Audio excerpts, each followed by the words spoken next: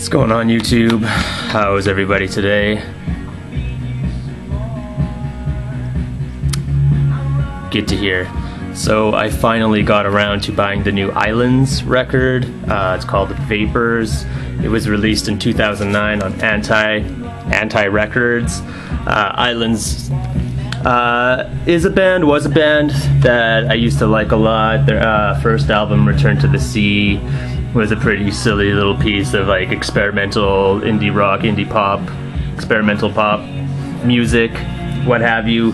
Islands used to be comprised of two founding members of this band called the Unicorns, who only had one album, I think back in like the early 2000s. You know, it was just this small little experimental, quirky indie rock band that made a huge splash with their album, Who's Gonna Cut Our Hair When We're Gone? Pretty silly stuff. Had a pretty big following. Nick Diamond and Jamie Thompson, also known as Jamie Tambour. They have all these aliases. Anyway, they got together in 2005, formed the Islands, released Return to the Sea, and then Jamie, I don't know, they had an amicable split up. I don't know why. So it was just Nick Diamond, and I guess he recruited a bunch of other members to help him record Arms Way, which was this big mess of an album, which is where I kind of went like, Islands is not too good anymore. It was very like over the top, had all these like, I don't know, very indulgent, had string sections and like guitar solos. I don't know, they kind of lost me on it. It was kind of a mess, but I heard that they, you know, became more grounded on this album. Had another like good Islands album was out there. I was kind of hesitant in picking it up, but I finally did. And yeah, they're pretty good. They're back on their 2 feet again. Jamie's back on the band on this one. They've stripped down, scaled down the music a lot since Arms Way. They sound more focused, a little more tight. But they're still writing, you know, quirky little indie pop rock songs. It's a little more electric on this one, meaning there's a lot more, like there's drum machines on here, there's some vocoder or auto-tune, I'm not sure which. There's a lot more synth, a lot more bubbly, swooshing synth sounds on here, but still, it's probably their most straightforward album too. It's not as varied as their past albums. Like, the songs here do sound, you know, different enough that you can differentiate between the songs. It's not, on their first album they had like weird experimental hip-hop songs and like acoustic, kind of road trip sounding music, and you know, weird quirky indie rock pop songs coupled with that. This one has more of a cohesive feel to it. A lot of the songs on here have similarities, but they do have differences too, which is kind of nice.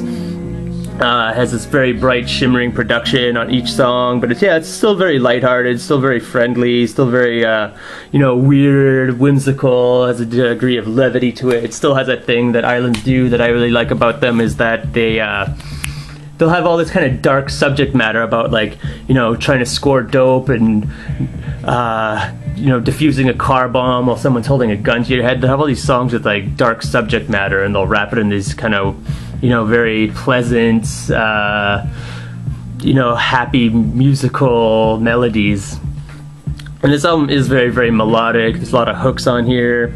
Only a couple songs in here have this kind of dark, moody vibe on it. For the most part, it's very, very happy. A lot of songs about, you know, love and longing, and there's like carving watermelons, weird subject matter that is very customary for an Islands album. It still has Nick Diamond's kind of distinct singing voice, where it's kind of silly but still kind of emotive. But yeah, still has a degree of unconventionalness to it. It's still probably the most straightforward album, but still very listenable, very pleasant. Nothing on here is gonna blow your mind though. It's very I don't know. Like, it's good, strong songwriting. Like I said, it's melodic, but it's nothing like, you know, it's gonna blow your mind or something you're gonna want to like come back to again, be like, oh, I remember this song, and we'll listen to it. Although it was a good listen, it's just nothing like overtly memorable going on in here. That was still, you know, well written, varied enough.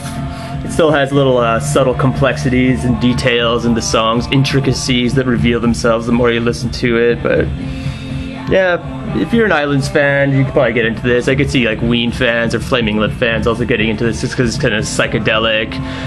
It's kind of weird. It deals with weird subject matter. It's silly sounding.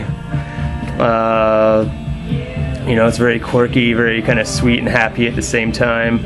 Not much in the way of artwork. I don't know what's going on the cover here. That's Nick Diamond. I don't know why he would put his face on the cover of an album. Is this the Nick Diamond band now? I have no idea what's going on there. And it's got little bits of like condensation on here. I guess this is supposed to be vapor, like you're inside a shower door kind of vision. I don't know.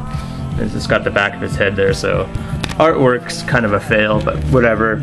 Still a well-written album. Happy they're getting back on the right track again. Happy Islands has made a return to form. They're not the overindulgent kind of bombastic Arms Way Islands anymore. Happy Jamie's back. It sounds great.